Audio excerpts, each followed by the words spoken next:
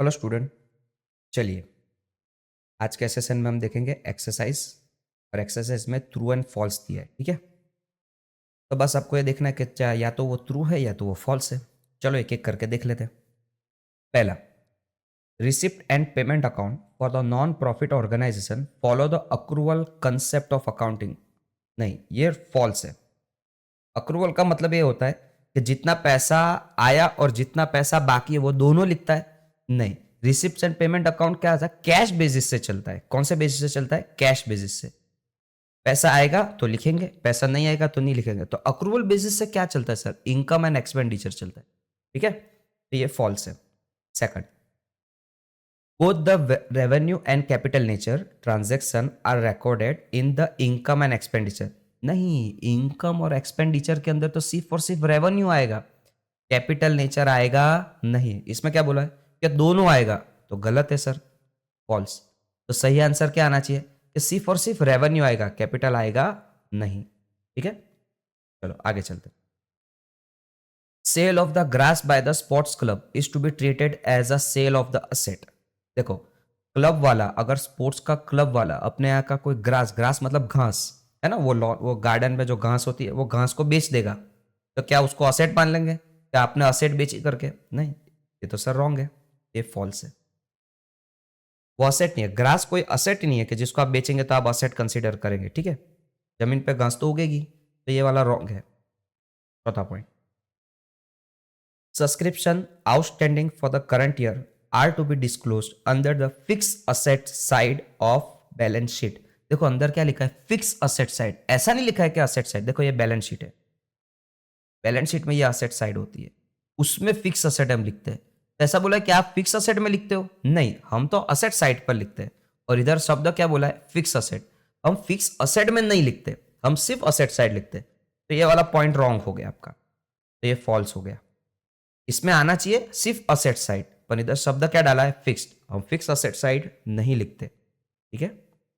Fifth point, receipts and payment account give the detail about the expense outstanding for the year. नहीं, receipts and payment आपको क्या बताता है? कितना पैसा आया, कितना पैसा गया। वो आपको आउटस्टैंडिंग नहीं बताता कि कितना बाकी है। ये रॉन्ग है, फॉल्स हो गया।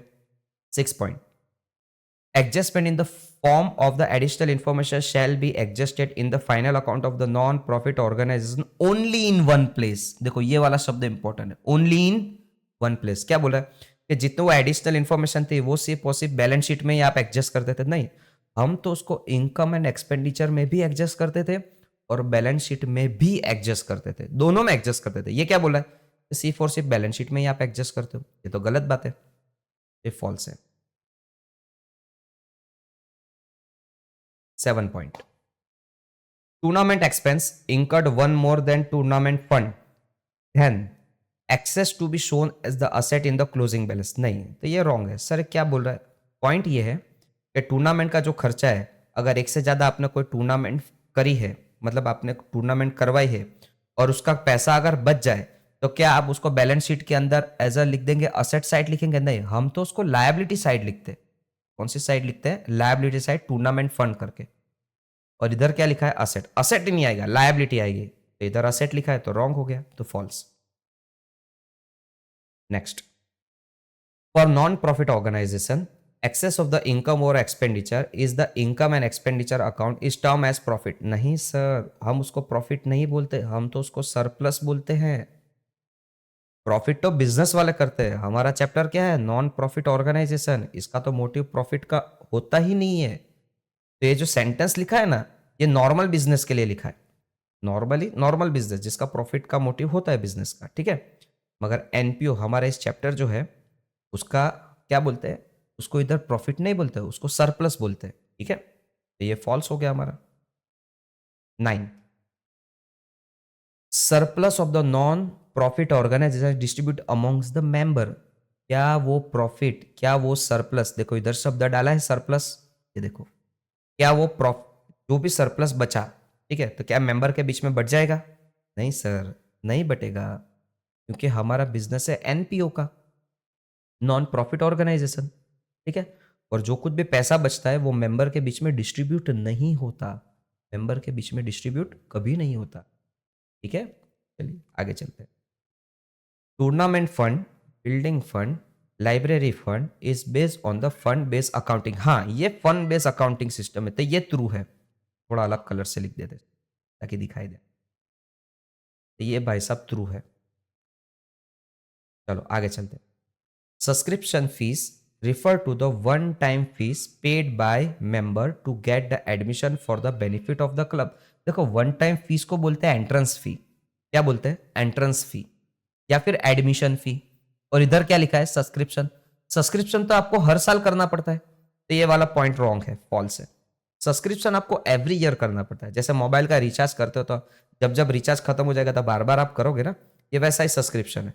तो सब्सक्रिप्शन आपको हर टाइम करना पड़ेगा, जैसे जैसे खत्म हो जाएगा उसका टर्म पीरियड वापस से सब्सक्राइब करना पड़ेगा। ये क्या बोलता है भाई? एक ही बार करना पड़ेगा, ऐसा नहीं। वन टाइम तो वो आपका एडमिशन फी, एंट्रेंस फी होती है, ठीक है? तो ये फॉल्स है। आगे चलते हैं। Taken payment made to the person whose voluntary undertake a service which would normally be paid in case of profitable organisation term as honorarium. Yes, ये बराबर हमने सीखा था। ऑनरियम मतलब क्या?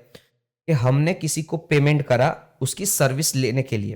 मतलब हमको डॉक्टर के पास मतलब हमको डॉक्टर की सर्विस चाहिए तो हम डॉक्टर को पेमेंट करेंगे, तो उसको बोलते हैं ऑनरियम टू डॉक्टर। तो ये वाली बात सही है, तो ये ट्रू है। तो वापस से अलग कलर से लिख ले। चलो आगे चलते हैं। Insurance company is the example of the non profit organisation. नहीं सर, इंश्योरेंस कंपनी का तो मोटिव ही होता है पैसा कमाना। ये रॉन्ग है। इंश्योरेंस कंपनी कोई नॉन प्रॉफिट ऑर्गेनाइजेशन नहीं है, ये रॉन्ग है। आगे चलते हैं। Part amount of entrance fee which is to be capitalised shall be disclose in the income and expenditure. नहीं, ये रॉन्ग है। क्या है? पार्ट अमाउंट, एंट्रेंस फीस का क्या पार्ट अमाउंट जो आप कैपिटलाइज करेंगे वो तो हम कैपिटल फंड में लिखते हैं। जो चीज आप कैपिटलाइज करते हो वो कहां लिखते हो? कैपिटल फंड में लिखते हो। और इधर क्या बोला है कि इनकम और एक्सपेंडिचर में लिखते हो? नहीं सर, हम तो उसको कैपिटल फंड में लिखेंगे, ये रॉन्ग है। चलो 15 देखते हैं। Both the income and expenditure of the current and the previous year are to be recorded in the income and expenditure. अब इसमें शब्द क्या डाला है? Both income and expenditure of current and previous year are to be recorded in income and expenditure. ये क्या बात हुई? ये रॉन्ग है सर। हम सिर्फ और सिर्फ करंट ईयर का ही लिखते हैं, उसमें प्रीवियस ईयर का नहीं लिखते। इनकम और एक्सपेंडिचर में हम सिर्फ और सिर्फ कौन से ईयर का लिखते हैं? करंट ईयर की ही इंफॉर्मेशन लिखते हैं, हम प्रीवियस ईयर की इंफॉर्मेशन नहीं लिखते, तो ये रॉन्ग हो गया। चलो 16। Amount received as a donation by a non profit organisation under the will of the deceased person is term as legacy. हाँ, ये वाली बात सही है। हमने लेगेसी में देखा था कि कोई बंदा अगर अपनी विल में लिख दे कि मेरे डेथ के बाद मेरा जो प्रॉपर्टी है या पूरा प्रॉपर्टी या कुछ प्रॉपर्टी का हिस्सा एज अ डोनेशन में मैं देना चाहता हूँ किसी को, तो वो हो सकता है, तो उसको लेगेसी कहते हैं। तो इसको बोलते हैं ट्रू। तो ये अपना है ट्रू। चलो आगे देखते हैं। Where a non-profit organization has a separate trading activity, the profit and loss from the trading account shall be treated as income and expenditure account at the time of consolidation। Yes, ये true है। हाँ, ऐसा हो सकता है कि कोई non profit organisation हो, उसने अपना एक अलग से डिवीजन अलग से कर दिया हो, और वो डिवीजन मतलब अलग से एक पार्ट रखा हो अलग से वर्किंग के लिए, कि वो सिर्फ खरीद बेचने का कोई बिजनेस करे, और फिर उसमें से जो भी इनकम और एक्सपेंस आए तो उसमें ऐड कर दे। देखो मैं इसको इधर समझाता हूँ। ये देखो, समझने की कोशिश करो। ये हमारा एनपीओ है, नॉन प्रॉफिट ऑर्गेनाइजेशन, ठीक है? तो एनपीओ कुछ ना कुछ तो काम करेगा ही, चलाने के लिए, बिजनेस को चलाने के लिए, ऑर्गेनाइजेशन को चलाने के लिए कुछ ना कुछ तो काम करेगा। तो वो क्या करता है? अपना एक प्रॉपर डिवीजन को बाहर वर्किंग के लिए भेजता है।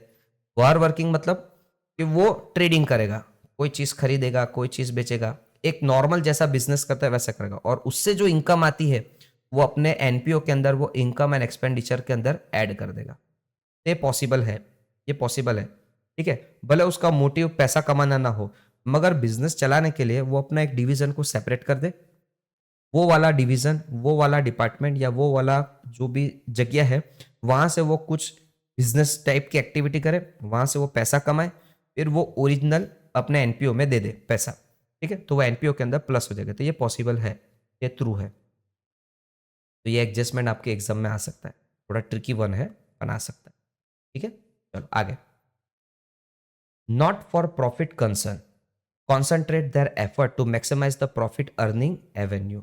Not for profit concern, concentrate their effort to maximize the profit earning venue. ये रॉन्ग है सर, क्यों? क्योंकि नॉन प्रॉफिट ऑर्गेनाइजेशन का मैक्सिमाइज प्रॉफिट का मोटिव होता ही नहीं है।